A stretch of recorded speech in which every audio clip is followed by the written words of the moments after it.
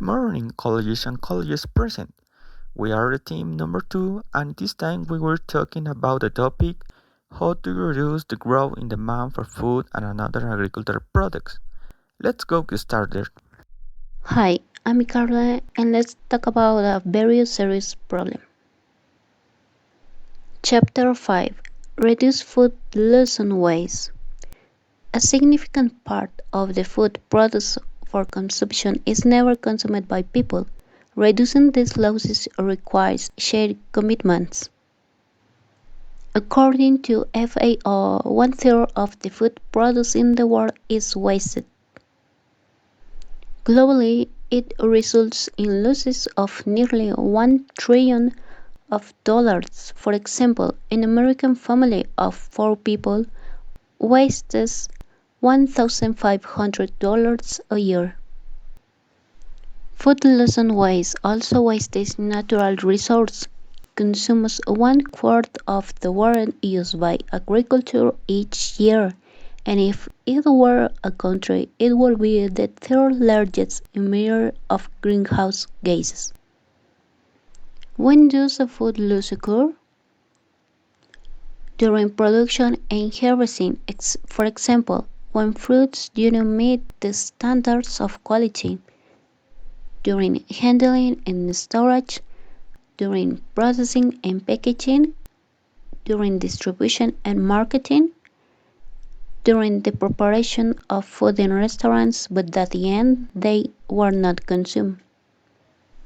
What steps has been taken to prevent food loss and waste?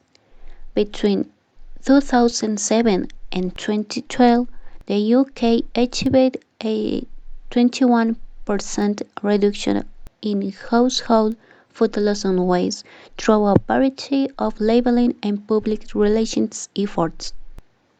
For example, supermarket chains began printing tips to improve food storage and extend the shelf life of fruits and vegetables. They like promotion buy one, get one free for perishables and began to use price promotion on these products.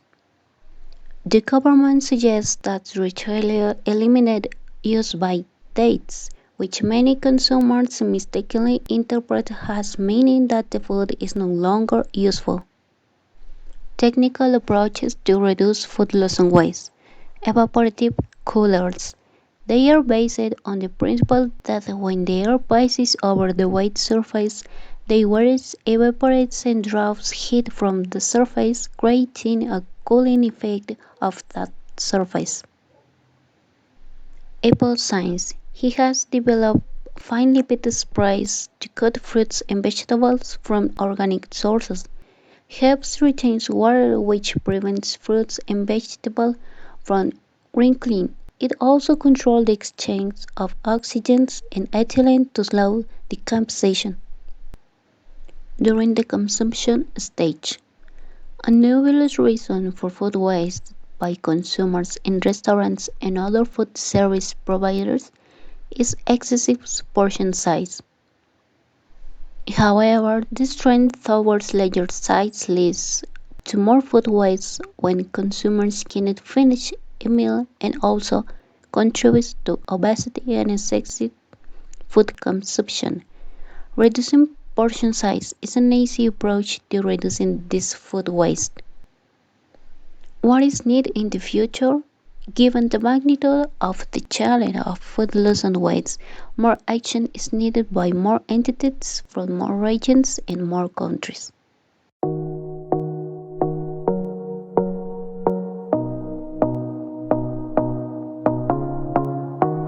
Chapter 6: Shift to healthier and more sustainable diets. By 2050, several billion people will increase their consumption of calories, protein, and foods of animal origin, which include not only meat but also dairy, fish, and eggs. Reduction in the consumption of human meat, cattle, sheep, and goats is the most promising strategy to reduce land requirements and greenhouse gas emissions while obtaining health benefits. All over the world, diets are converting towards a Western style, high in refined carbohydrates, added sugars, fats, and foods of animal origin, which causes the consumption of legumes, vegetables, and cereals to decrease. Most people also eat more protein than they need.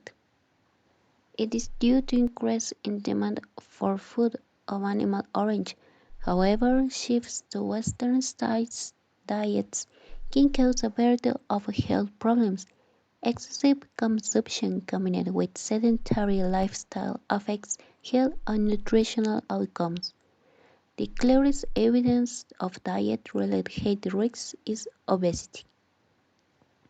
However, not only does it cover these problems, like food loss and waste, meat consumption increases greenhouse gases that meat and barley require more land and water than plant-based foods, and generate more greenhouse gases emissions per calorie or gram of protein produced.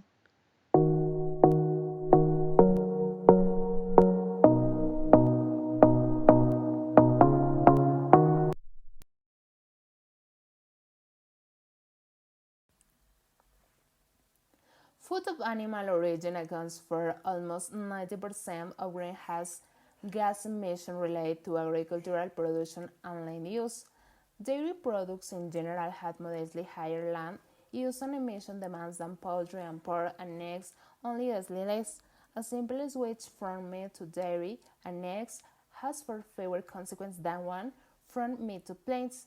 The magnitude of the related greenhouse gas emission may seem odd because total emission from energy use report in national energy accounts are typically much higher than total emission from agriculture. To explore opinion for dietary changes, four categories of alternative dietary scenarios are evaluated in 2050. All dietary scenarios can help close our gaps, and some can help great deal. Skinny diet. The projection for 2050 indicate a world population in which 2.1 million people are overweight and 1 billion are obese. This diet includes a net reduction in calories, resulting in a 50% reduction in the number of obese and overweight people.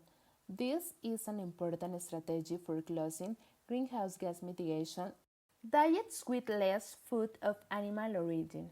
For 2050 is a project that 3.6 million people would live in regions where that average consumption of foods of animal origin, egg, dairy, fish, is equal to or greater than 600 kilocalories per day. Less ruminant meat diet. A food category the total global alternative diets focus on reducing the consumption of ruminant meats only by beef, sheep, and goat to 30%. 43% ruminant meat is consumed to foods and is supplemented with legumes and soybeans. A new approach that focuses on what influences purchase decision is recommended. It includes four strategies: moving beyond relays on information and education campaigns to effective marketing, enabling the food industry, improving plant-based substitutes, and leveraging governmental policies. Little is not about alternative strategies that could be used to reduce the high consumption of food products of animal origin, especially beef. Changing food consumption behavior is changed because it requires breaking current habits and investigation time and effort to establishing new ones. The following is an explanation of wheel of change. 1. Minimizing disruptions. The points that are evaluated are: reduce the experience. For example, several soy milk brands have launched fresh coated milk packing.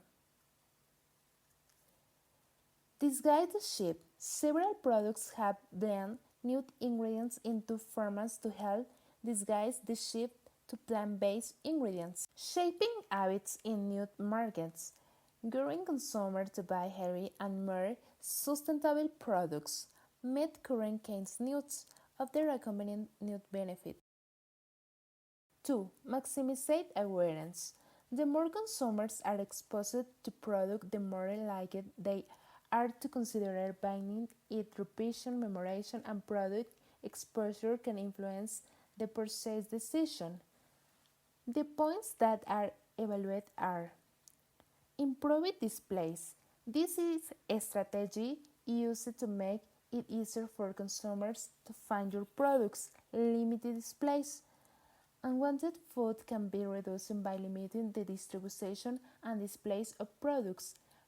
Be more memorable. Consumers shop quickly and must filter information about new products. 3. Involving social norms, research has shown that the culture, environment, and social norms of the group to which a person belongs can influence what and how much he or she eats. Now, let's tackle another extremely important point that currently puts food safety at risk. Avoid competition from bioenergy for food groups and land. Biofuel is a way of generating energy that is derived from recent plant or animal tissue and is generally used by people who can't afford fossil fuels.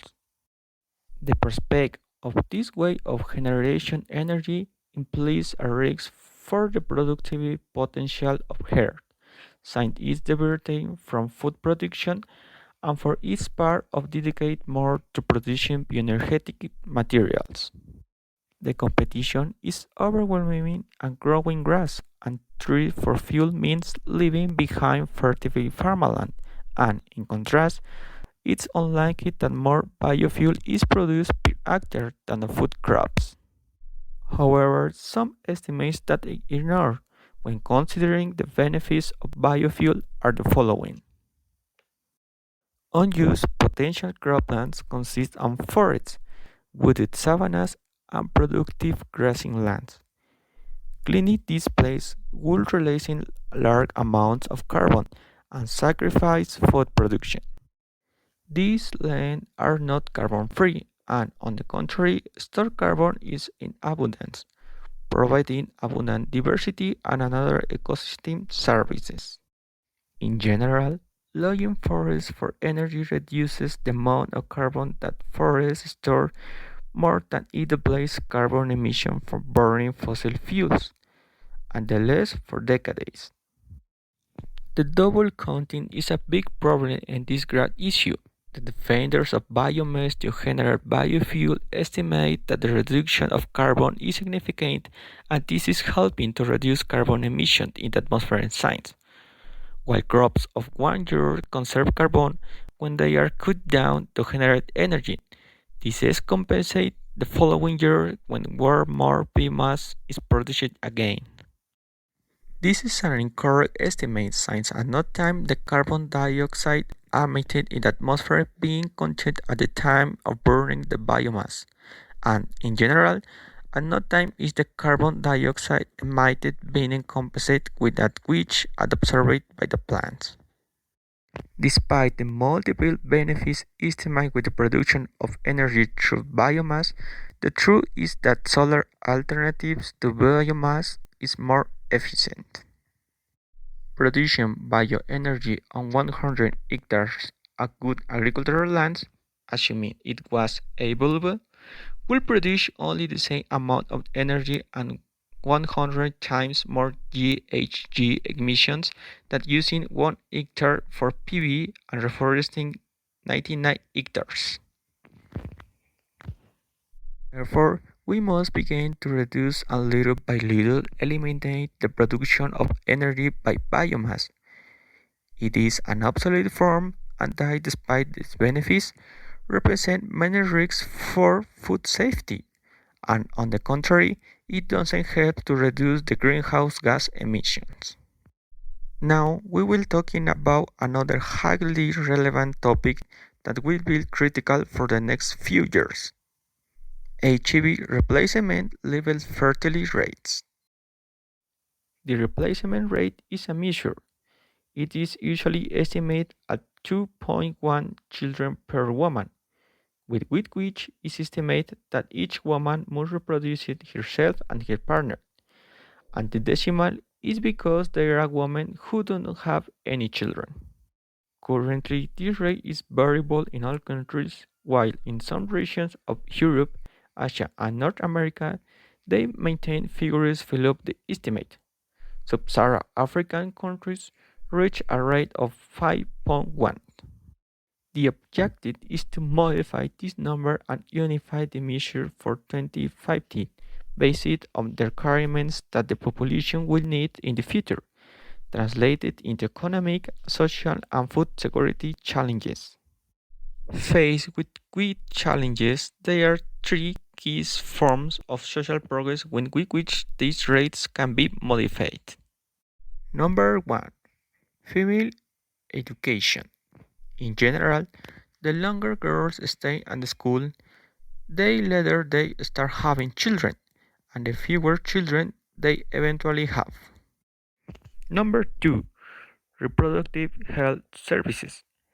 Access to family planning, counseling, and technology ensures that women and men can make informed decisions about reproduction and act these decisions, and can help to reduce maternal mortality and rates of HIV, AIDS, and other diseases. Number 3. Infant and childhood mortality. Reducing infant and childhood mortality assures parents that they don't have to need to conceive a large number of children to ensure the survival of desired number.